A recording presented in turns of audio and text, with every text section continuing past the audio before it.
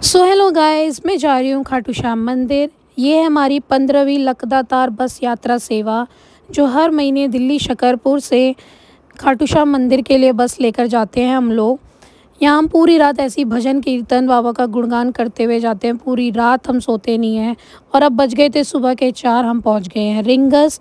ये है रिंगस में प्राचीन खाटू श्याम मंदिर, जो बहुत ही कम लोगों ने देखा हुआ है। सुबह की आरती हो गई थी और पट खोल दिए थे। बहुत खुशी हो रही थी बाबा का दीदार कर और आरती लेकर।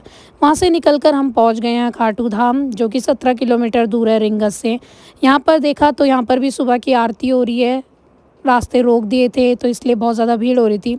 आरती हो जाने के बाद रास्ते खोल दिए हैं और अब आप देख रहे हो कि रास्ता एकदम खुला हो गया है। जब से ये 16 लाइनें बाबा के द्वार तक बना दी गई हैं तो बहुत सुविधा हो गई है दर्शन करने के लिए। ज़्यादा रुकना नहीं पड़ता, ज़्यादा सब्र नहीं करना पड़ता, ज़्यादा इंतज़ार नहीं करना पड़ता। धीरे धीरे चलती लाइन में सबके दर्शन होते रहते हैं और मात्र 5 से 10 मिनट में दर्शन हो जाते हैं। अब हम ये चल रहे हैं 13 पैड़ी बाबा के भवन के लिए।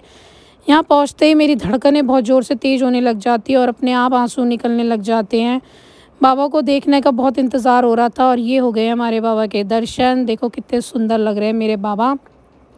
यहाँ मैंने खिंचवाई एक भैया से एक फ़ोटो, जो बहुत प्यारी आई थी, तो सोचा शेयर करूँ। वहाँ से निकलकर हम पहुँच गए अपनी धर्मशाला में। दोपहर का खाना पीना खा के आराम कर हम ये कर रहे हैं शाम का भजन गुणगान कीर्तन।